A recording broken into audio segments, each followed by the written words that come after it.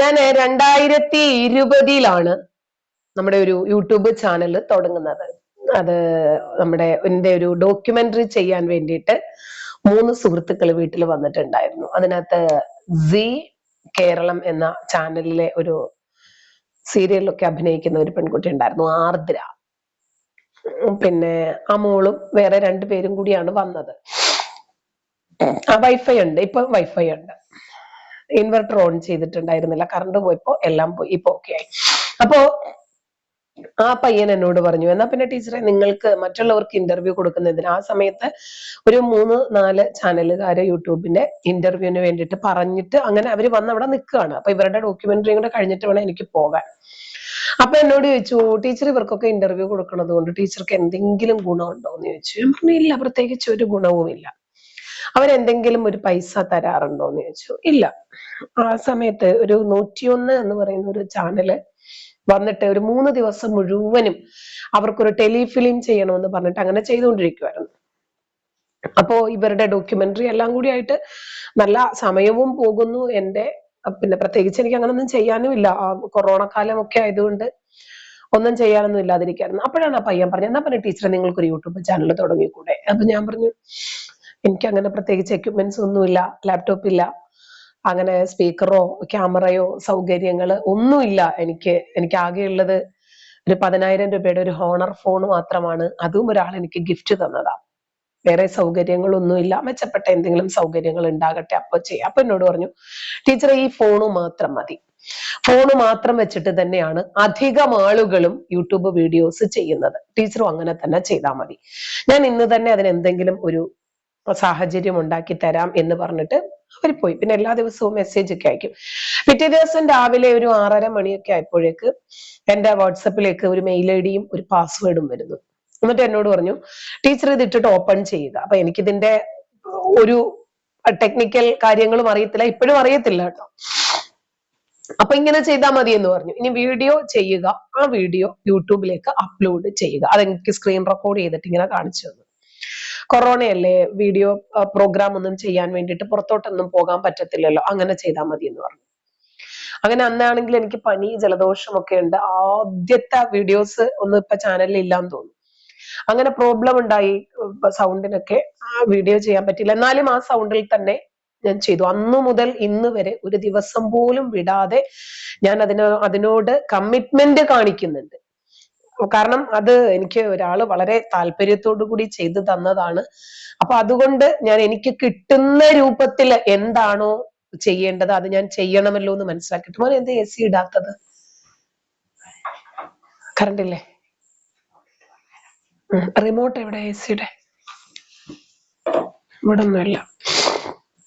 അങ്ങനെ അന്നു മുതൽ ഇന്ന് വരെ ഇടുന്നുണ്ട്. ആദ്യം പിന്നെ ഒരു ഫെബ്രുവരിയിലാണ് ഞാനിത് തുടങ്ങുന്നത്, 2020 ഫെബ്രുവരി. അപ്പൊ തന്നെ ആ ഒരു ആഴ്ച കൊണ്ട് തന്നെ ഒരു 10,000 ഒക്കെ സബ്സ്ക്രിപ്ഷൻ ആയി. പിന്നീട് നോക്കുമ്പോ ഇഷ്ടംപോലെ അങ്ങനെ കയറി വന്നു. പിന്നെ 30,000 ആയി, 40,000 ആയി. എന്തായിരുന്നാലും അതിൽ തുടങ്ങി ഇന്ന് 6 ലക്ഷത്തിന് ഏതാണ്ട് 6 പേര് കുറവ് എന്നുള്ള സ്റ്റേജിലേക്ക് നമ്മൾ എത്തി. അപ്പോഴാണ് നമ്മളെ കേൾക്കാൻ, നമ്മൾ എന്താണ് ഓരോ വിഷയത്തിലും അഭിപ്രായം പറയുന്നത് എന്ന് കേൾക്കാനും മനസ്സിലാക്കാനും വലിയ ഒരു വിഭാഗം ആളുകൾ ഉണ്ട് എന്ന് മനസ്സിലാക്കുന്നത് അങ്ങനെയാണ്. വളരെ സന്തോഷം. എല്ലാ സബ്സ്ക്രൈബ് ചെയ്ത, പിന്തുണച്ച, സഹകരിച്ച, സബ്സ്ക്രൈബ് ചെയ്യാത്ത കാഴ്ചക്കാരടക്കം എല്ലാവരോടും വളരെയധികം സന്തോഷമുണ്ട്. അതുകൊണ്ട് ഇന്ന് ഒരു സ്പെഷ്യൽ എപ്പിസോഡ് നിങ്ങൾക്ക് വേണ്ടി ചെയ്യണം എന്നാണ് ഞാൻ വിചാരിക്കുന്നത്. ഒരു കേക്ക് വാങ്ങി മുറിക്കണം എന്നൊക്കെ ആഗ്രഹമുണ്ടായിരുന്നു. പക്ഷെ ഞാൻ കേക്ക് വാങ്ങി മുറിച്ചിട്ട് ഞങ്ങൾ തന്നെ കഴിക്കുന്നതിൽ എന്തു സുഖമാണുള്ളത്. നിങ്ങളോട് പാർട്ടിസിപ്പേറ്റ് ചെയ്യാൻ, നമുക്ക് പരസ്പരം കാണാൻ ആദ്യം ഒരു വേദി ഉണ്ടാകണമല്ലോ. അതിനു വേണ്ടിയിട്ടുള്ള ഒരു ശ്രമത്തിലാണ് ഞാൻ. തീർച്ചയായിട്ടും ഒരു കോമൺ പ്രോഗ്രാം വെക്കുന്നുണ്ട്. ആ പ്രോഗ്രാമില് സബ്സ്ക്രൈബേഴ്സിനൊക്കെ പരസ്പരം കാണാനും അങ്ങോട്ടും ഇങ്ങോട്ടും സംവദിക്കാനും ആശയവിനിമയങ്ങൾ നടത്താൻ, നമുക്ക് പരസ്പരം ഒന്ന് പരിചയങ്ങൾ പുതുക്കാനൊക്കെയുള്ള സൗകര്യം അതിലൂടെ ഉണ്ടാക്കാം എന്നാണ് ഞാൻ കരുതുന്നത്. ഓക്കെ, എല്ലാ സഹകരണങ്ങൾക്കും വളരെയധികം സന്തോഷം. വിസ്കി, നീ കേൾക്കണ്ട മോനെ, നിന്നെ ആരും വിളിച്ചിട്ടില്ലല്ലോ. മദ്രസ ബുദ്ധിയുമായിട്ട് നിങ്ങൾ പോയി ഒരു മൂലക്കിരിക്കെ. സംഘമിത്രങ്ങൾ എന്തേ മനുഷ്യരല്ലേ? അല്ലേ? സുഡാപ്പികൾ മാത്രമേ ഉള്ളൂ മനുഷ്യന്മാര്? അതെന്താ സംഘി ഭരിക്കുന്ന ഈ ഭാരതത്തിൽ നിങ്ങൾക്ക് ജീവിക്കേണ്ട അത് നിങ്ങൾ പറയോ? ഇന്ന് ഈ രാജ്യം ഭരിക്കുന്നത് സംഘികളാണ്. എന്തു പറയുന്നു നിങ്ങൾ അതിനോട്? അതുകൊണ്ട് എന്തായാലും മൂരി മിത്രങ്ങളെക്കാൾ, സുഡാപ്പി മിത്രങ്ങളെക്കാൾ എന്തുകൊണ്ടും നല്ലത് ചാണക സംഘമിത്രങ്ങൾ തന്നെയാണ് എന്ന് ഞാൻ അങ്ങ് തീരുമാനിച്ചു കഴിഞ്ഞാൽ പിന്നെ നിനക്കെന്താ? സംഘമിത്രങ്ങൾ മാത്രമുള്ളിടത്തേക്ക് നിന്നെ ആരടാ അങ്ങോട്ട് വിളിച്ചത്? വിളിച്ചോ?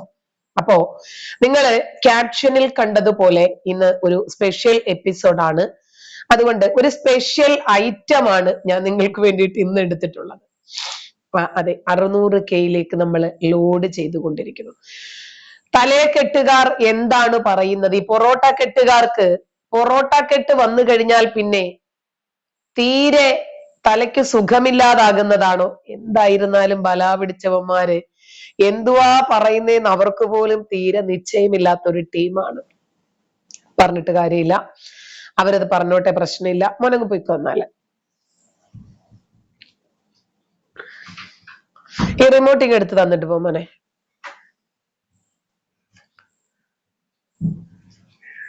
ഒരു അടാർ ഐറ്റം ഉണ്ട്.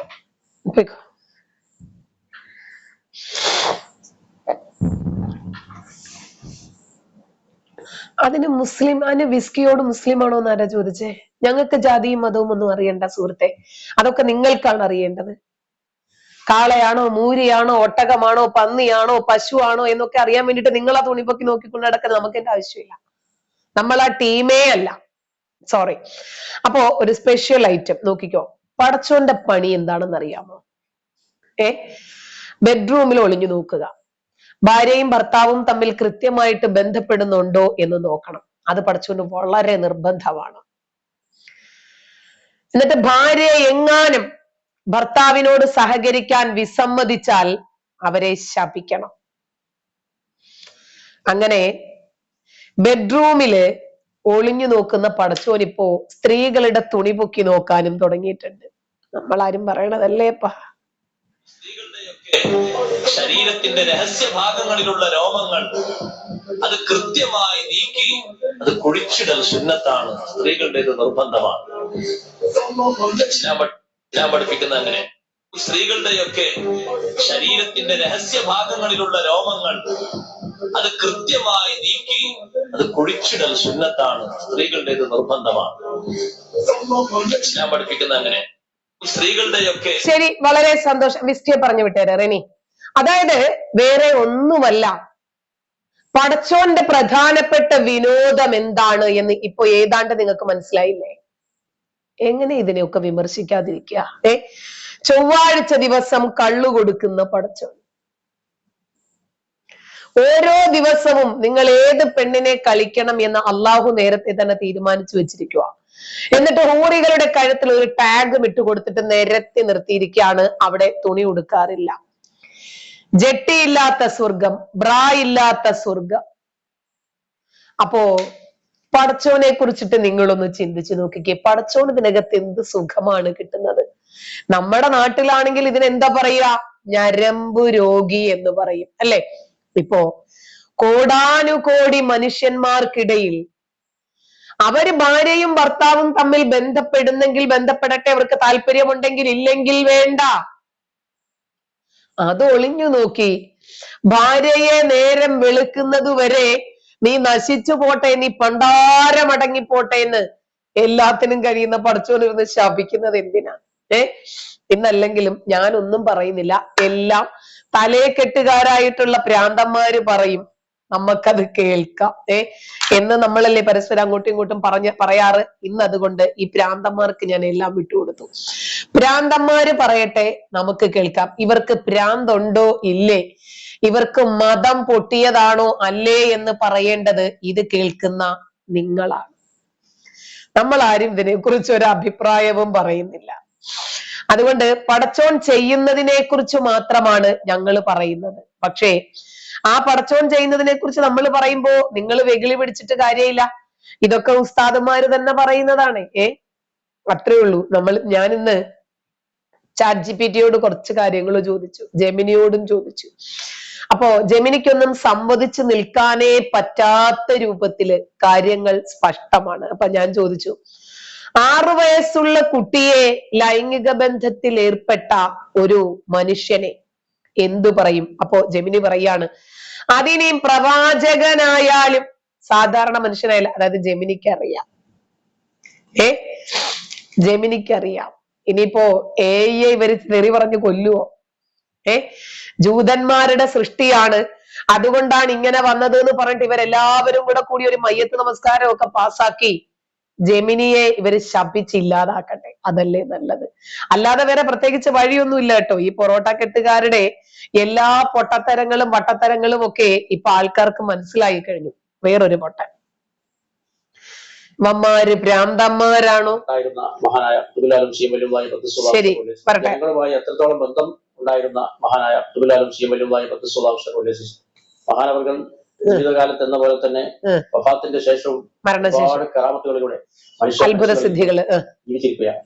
ഓരോ ആളും സ്വപ്നത്തിലൂടെ മഹാനവർകളെ കാണുകയും ഉപദേശങ്ങളും മഹാനവർകളിൽ നിന്ന് ലഭിക്കുന്നതായും ഒക്കെ പലരും പറയാറുണ്ട്. ജീവിതകാലത്ത് ഏത് നീളുന്ന പ്രയാസങ്ങൾക്കും മഹാനവർകൾ അഭയകേന്ദ്രമായിരുന്നു. ഒരു സഹോദരൻ രോഗത്തിന്റെ വിഷയമെന്ന് പറഞ്ഞു. ഒരു സഹോദരന്റെ അനുജന് സംസാര ശേഷി നഷ്ടപ്പെട്ടു. അങ്ങനെ പല ചികിത്സകളും ചെയ്തു. അവസാനം ഡോക്ടർമാർ കൈവഴിഞ്ഞു. അവർ ആ സഹോദരനെ വീട്ടിലേക്ക് കൊണ്ടുപോവുകയും വീട്ടിൽ വെച്ച് അദ്ദേഹത്തിന് പല വിധത്തിലുള്ള ചികിത്സകൾ നടത്തുകയും ചെയ്തു. എന്നിട്ടും യാതൊരു ഫലവും കാണാതെ അവസാനം കുടുംബങ്ങളായ ആളുകൾ അദ്ദേഹത്തിന്റെ സംസാരശേഷി എന്താണ് സംഭവിച്ചതെന്ന് അറിയില്ല. കാരണം ഒരുപാട് കാലം നല്ല നിലയിൽ സംസാരിച്ച് നടന്നിരുന്ന ആള് പെട്ടെന്ന് ഒരു ദിവസം സംസാരം ഇല്ലാതായി പോവുകയാണ്. എന്ത് ചോദ്യങ്ങൾ ചോദിച്ചിട്ടും അതൊരു മറുപടി അദ്ദേഹം പറയാത്ത രൂപത്തിൽ ആ സംസാരം നഷ്ടപ്പെട്ടു പോയി. അദ്ദേഹത്തിനോട് എന്ത് ചോദിച്ചാലും ഒരു മറുപടി അദ്ദേഹം പറയുന്നില്ല. ആരംഭത്തിൽ ആ സമയത്ത് അദ്ദേഹം ചില ആളുകൾ കത്തികളുടെ കുത്തി നോക്കുകയും തള്ളി മറിക്കുമ്പോഴേ കുറച്ച് ഞങ്ങൾക്ക് മനസ്സിലാകണ്ടേന്നില്ലേ? തുടരാം. യാതൊരു സംസാരവും സംസാരിക്കാത്ത അവസ്ഥയെ അങ്ങനെ ഇദ്ദേഹത്തിന്റെ ഒരു ജ്യേഷ്ഠൻ മുഹമ്മദ് എന്ന പേരിൽ ഒരു ജ്യേഷ്ഠൻ പല ആളുകളെയും സന്ദർശിച്ചുകൊണ്ടൊക്കെ അദ്ദേഹത്തിന്റെ രോഗത്തിന്റെ വിവരം പറയും. ആ സമയത്ത് മഹാനവർകളെ പറ്റി ഈ ജ്യേഷ്ഠ ഈ സുഖമില്ലാതെ കഴിയുന്ന സഹോദരന്റെ ജ്യേഷ്ഠനോട് ഒരാളെ ശ്രദ്ധപ്പെടുത്തുന്നത് ഇങ്ങനെ ശിവമരുതായി എന്ന് പറഞ്ഞിട്ട് ഒരാളുണ്ട്. മുമ്പെടുത്ത് നിങ്ങളുടെ സുഖമില്ലാത്ത അനുജനകൻ എന്ന് പറയാം, എന്നാൽ അതിന് അദ്ദേഹം ഒരു പരിഹാരം പറഞ്ഞു തരും എന്ന് പറയുകയും അങ്ങനെ ശിവമരുതാഹിയെ തേടിക്കൊണ്ട് ആ ജ്യേഷ്ഠൻ മുഹമ്മദ് എന്ന ആള് പുറപ്പെടുകയും ചെയ്യും. അങ്ങനെ മഹാനവർകളാണ് വയനാട് കാക്കവട്ടീനാജി എന്ന് പറയുന്ന ആളുടെ വീട്ടിലുണ്ടായി. അപ്പോ ഇദ്ദേഹത്തിന്റെ സുഹൃത്തായ മരണപ്പെട്ടു. അദ്ദേഹത്തെ കൂട്ടി ശിവമരുതായി മഹലിലെത്തും. ശിവമരുതായി ഒരു റൂമിൽ, അതായത് വീട്ടിൽ മുകളിൽ പറയാൻ വേണ്ടി ചെന്ന എന്താ പറ്റിയെന്ന് അറിയില്ല, അങ്ങോട്ട് ക്ലാരിറ്റി ഇല്ല സൗണ്ടിന്. ഞാൻ തൽക്കാലം ബ്ലൂടൂത്ത് സ്പീക്കർ ഒന്ന് ഓഫ് ചെയ്തു. അങ്ങനെ ശിവമരുതാഹിയെ തേടിക്കൊണ്ട് ആ ജ്യേഷ്ഠൻ മുഹമ്മദ് എന്ന ആള് പുറപ്പെടുകയും ചെയ്യും. അങ്ങനെ മഹാനവർകൾ അന്ന് വയനാട് കാക്കവയൽ മൈദീനാജി എന്ന് പറയുന്ന ആളുടെ വീട്ടിലുണ്ടായി. അപ്പോൾ ഇദ്ദേഹത്തിന്റെ സുഹൃത്തായ ചീരാൽ അലവിക്ക എന്ന് പറയുന്ന ഒരു വ്യക്തി മരണപ്പെട്ടു. അദ്ദേഹത്തെ കൂട്ടി ശിവമരുതായി മഹാനവർകളുടെ അടുത്ത് പ്രത്യേകിച്ച് സൗണ്ടിന് കുഴപ്പമൊന്നുമില്ല, പിന്നെ എന്താണ് കുഴപ്പം പറ്റിയതെന്ന് അറിയില്ല.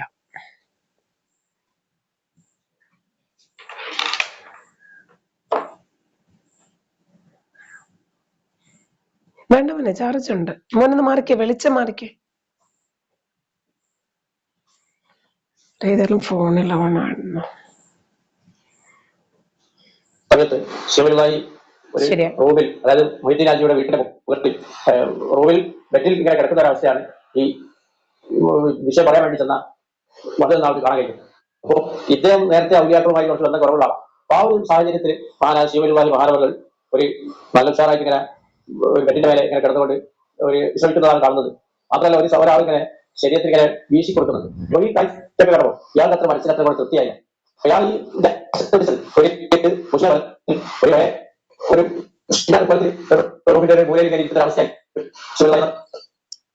ഈ ഒരു ഫ്ലോ കിട്ടുന്നില്ല, എന്താണ് സംഭവിക്കുന്നത് എന്ന് മനസ്സിലാകുന്നില്ല. നോക്കട്ടെ, ഞാൻ അണച്ചിട്ടൊന്നും കൂടെ ഇട്ട് നോക്കട്ടെ. പെട്ടെന്ന്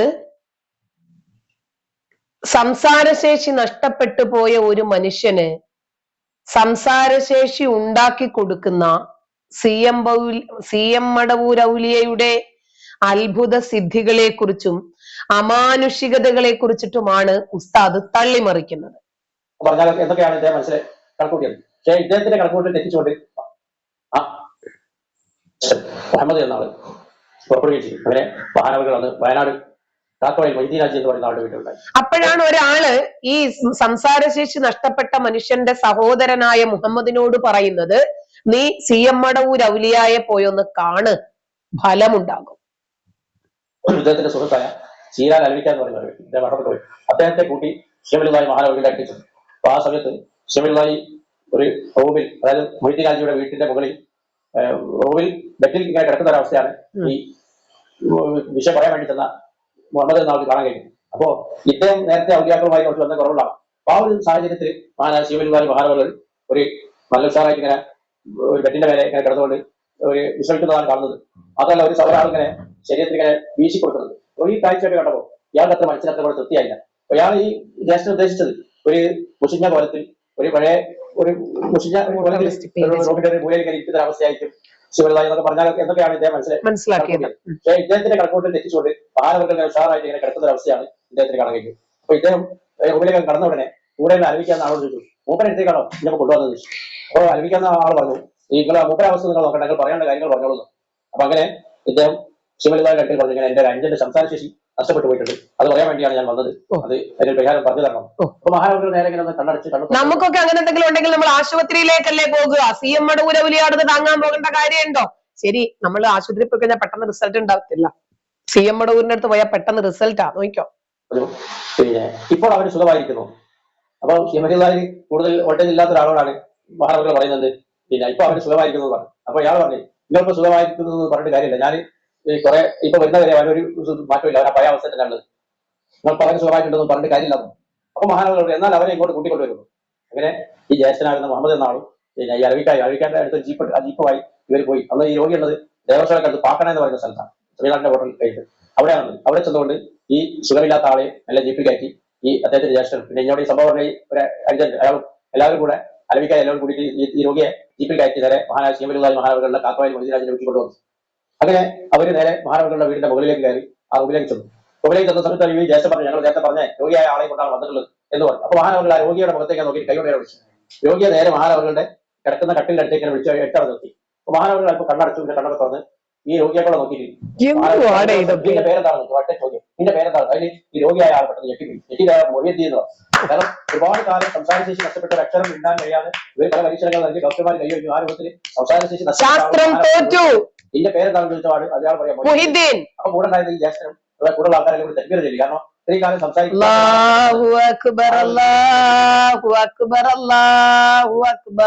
എല്ലാരും കൂടി ഉറക്കെ തക്ബീർ ചൊല്ലി, എന്തുവാടേ ഇതൊക്കെ, ഇതെന്തുവാണ് ഇതൊക്കെ, വേറെ ലെവലാണ് ഇവര് കേട്ടോ. ഇവരെന്താണെന്ന് നമുക്ക് പ്രെഡിക്റ്റ് ചെയ്യാൻ പറ്റാത്ത രൂപത്തിലായിരിക്കുന്നു. അപ്പോൾ ഒരു സന്തോഷ വാർത്ത അറിയിക്കുന്നു. ലൈവിൽ ആരാണ് ആ 6 ലക്ഷത്തിന്റെ ആളെന്നറിയില്ല, എന്തായിരുന്നാലും നമ്മൾ 6 ലക്ഷം സബ്സ്ക്രിപ്ഷൻ പൂർത്തീകരിച്ചിരിക്കുന്നു. വളരെ സന്തോഷമുണ്ട്. 6 ലക്ഷം വരെ നിങ്ങൾ എന്നോടൊപ്പം ഉണ്ടായിരുന്നു, തുടർന്നും എന്നോടൊപ്പം ഉണ്ടാകണം എന്ന് ഞാൻ ആഗ്രഹിക്കുന്നു. ഇക്ക വായോ.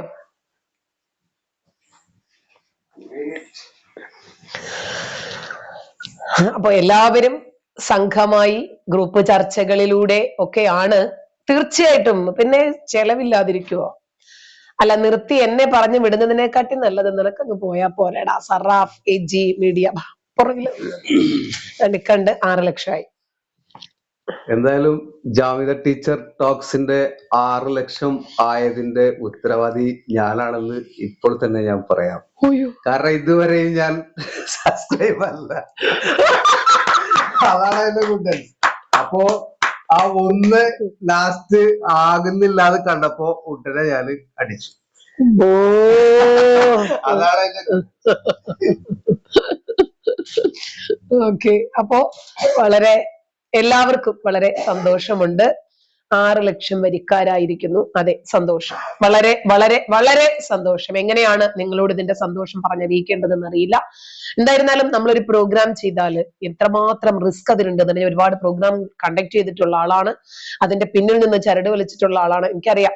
ആ വീട്ടിൽ തന്നെ പണി കിട്ടി, പണിയാനാണല്ലോ ഇവരൊക്കെ ഉള്ളത്. അപ്പോ എല്ലാവരും എല്ലാ രൂപത്തിലും സഹായിച്ചു, സഹകരിച്ചു. എവിടെ ചെന്നാലും അറിയുന്ന ആരെങ്കിലുമൊക്കെ കാണും. അതുകൊണ്ട് വളരെ സന്തോഷമുണ്ട്, ഒരുപാട് സന്തോഷം. എന്റെ മോളുടെ കാര്യത്തിന് വേണ്ടിയിട്ട് ഇറങ്ങി തിരിച്ചപ്പോഴാണ് എല്ലാ മേഖലയിലും അറിയുന്ന, പരിചയമുള്ള, താല്പര്യമുള്ള, ഇഷ്ടമുള്ള, നമ്മളെ കേൾക്കുന്ന ഒരുപാട് മുസ്ലിം സഹോദരങ്ങൾ അടക്കമുണ്ട് എന്ന് മനസ്സിലായത്. അങ്ങനെയാണ്.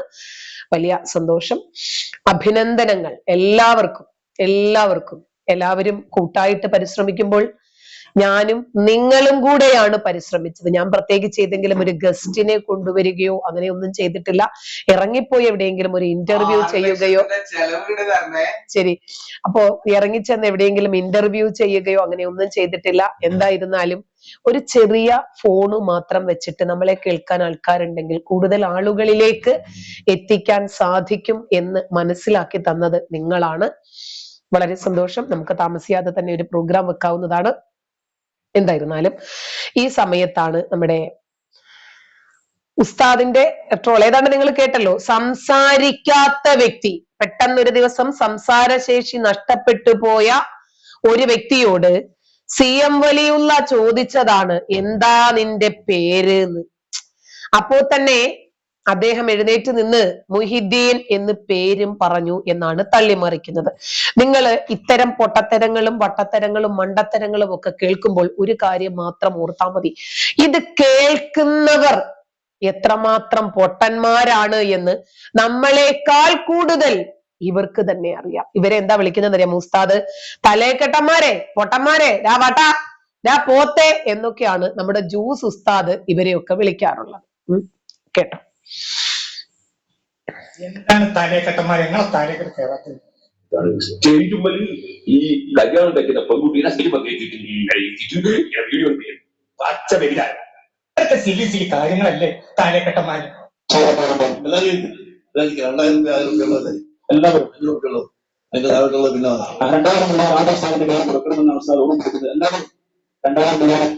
2000-3000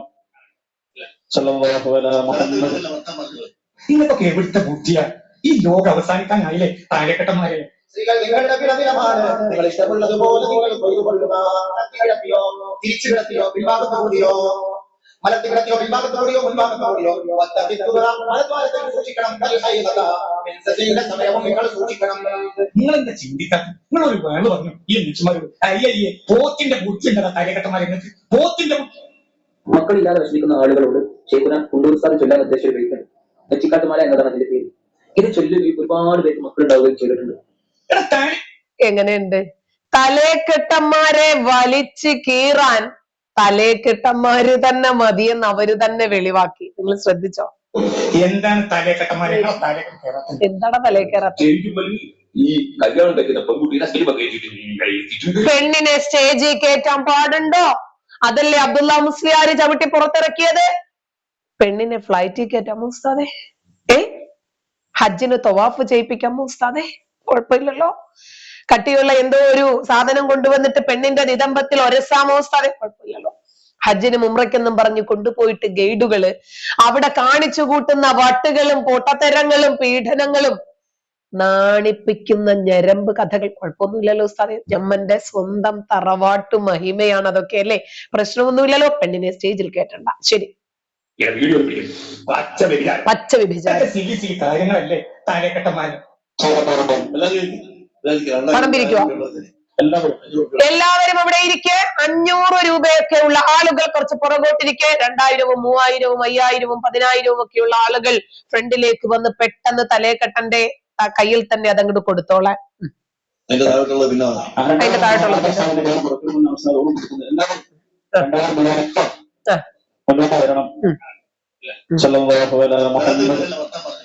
നിങ്ങൾക്കൊക്കെ എവിടുത്തെ ബുദ്ധിയാ?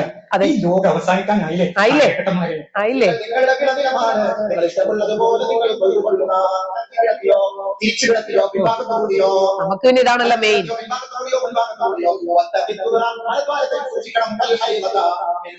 സമയവും നിങ്ങൾ സൂക്ഷിക്കണം. നിങ്ങൾ എന്താ ചിന്തിക്കാൻ? നിങ്ങൾ ഒരു വേള് പറഞ്ഞു ഈ മനുഷ്യന്മാരോട്, അയ്യയ്യേ തലേക്കെട്ടന്മാര് പ്രത്യേകം ശ്രദ്ധിക്കണം. ബെഡ്റൂമിൽ നിങ്ങൾ എന്താണ് ചെയ്യേണ്ടത്? അള്ളാഹു 7 ആകാശത്തിരുന്ന് ലക്ഷക്കണക്കിന് മലക്കുകളാൽ താങ്ങി നിർത്തപ്പെട്ട സിംഹാസനത്തിലിരുന്ന് നിങ്ങളുടെ ബെഡ്റൂമിലേക്ക് കളി അങ്ങനെ സൂക്ഷിച്ചു നോക്കിക്കൊണ്ടിരിക്കുകയാണ്. അതുകൊണ്ട് നിങ്ങൾ ഇങ്ങനെയാണ് കളിക്കേണ്ടത് എന്ന് പ്രവാചകൻ പഠിപ്പിച്ചിട്ടുണ്ട്.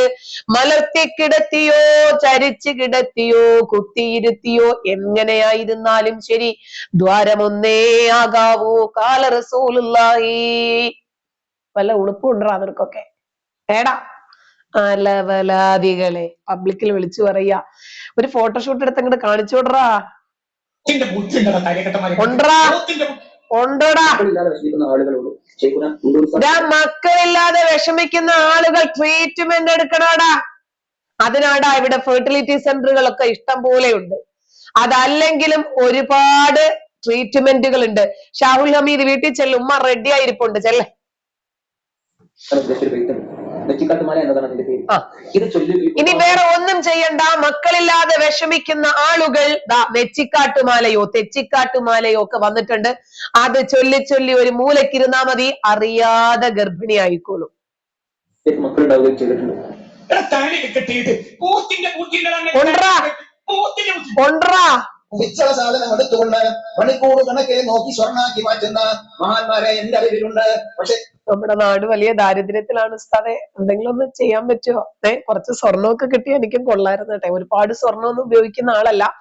ആകെ ഒരു മാലയും കമ്മലും മാത്രമാണ് ഇഷ്ടം. അത് മാത്രമേ ഉപയോഗിക്കാറുള്ളൂ, വേറെ ഒന്നും ഉപയോഗിക്കത്തില്ല. അതെങ്കിലും ഒന്ന് സ്വർണ്ണമാക്കി മാറ്റിത്തരാൻ വല്ല വഴിയുണ്ട് ഉസ്താദെ? ഇനിയിപ്പോ എന്താ ചെയ്യേണ്ടതെന്ന് വെച്ചാൽ ഉസ്താദ് അങ്ങോട്ട് പറഞ്ഞാൽ മതി. ഉസ്താദ് പറയുന്ന തിരിഞ്ഞു കിടക്കലും ചരിഞ്ഞു കിടക്കലും കമിഴ്ത്തി കിടക്കലും ഒന്നും ഇവിടെ നടക്കില്ല. എന്നാ അടിച്ച് പല്ല് ഞാൻ തെറിപ്പിക്കും. അതല്ലാതെ കുറച്ച് ചെമ്പോ ഇരുമ്പോ അലുമിനിയമോ വല്ലതും തരാം. ഒന്ന് സ്വർണ്ണമാക്കി മാറ്റാൻ വല്ല വഴിയുണ്ട് ഉസ്താദെ? കൊണ്ടറാ കഴുതകളെ. സാധനം എടുത്തുകൊണ്ട് മണിക്കൂർ കണക്കെ നോക്കി സ്വർണ്ണാക്കി മാറ്റുന്ന മഹാന്മാരെ എന്റെ അറിവിലുണ്ട്. പിച്ചള സാധനം മണിക്കൂറുകളോളം നോക്കിയിരിക്കുന്നു മഹാനവറുകൾ. എനിക്ക് തോന്നുന്നു ഇതിനു വേണ്ടി ആയിരിക്കുമെന്ന്. നബിയുടെ അനുചരനുണ്ടല്ലോ അനസ്, 14 വർഷം പ്രവാചകന്റെ മലമൊന്ന് കാണാൻ അത്യാഗ്രഹത്തോടെ പ്രവാചകന്റെ പിന്നാലെ നടന്നു. പ്രവാചകൻ തൂറിയിടുമ്പോൾ അത് മണ്ണ് വിഴുങ്ങാറായിരുന്നു ഉണ്ടായിരുന്നത്. ഭൂമി അത് വിഴുങ്ങുമായിരുന്നു. അങ്ങനെ നോക്കി നോക്കി അനസിരിക്കും കൊതിയോടെ. ഇപ്പൊ വീഴും അപ്പൊ തന്നെ ഭൂമി വിഴുങ്ങും. ഞാൻ പറഞ്ഞതല്ല, മുള്ളൂർക്കര മുഹമ്മദ് അലി സഖാഫി ആയിരക്കണക്കിന് ആളുകളെ സാക്ഷി നിർത്തി പറഞ്ഞിട്ടുള്ള വൃത്തികേടുകളാണിത്. ഇത് ഞാൻ പറയുമ്പോ വൃത്തികേടായിട്ട് നിങ്ങൾക്ക് തോന്നുന്നെങ്കിൽ അത് എന്റെ കുഴപ്പമല്ല. പക്ഷേ പരസ്യം ചെയ്യൽ ശരിയല്ല. എടാ മൂല്യ നിന്റെ പണി എന്താ? എന്താ എന്താ പണി? എന്താ പണി?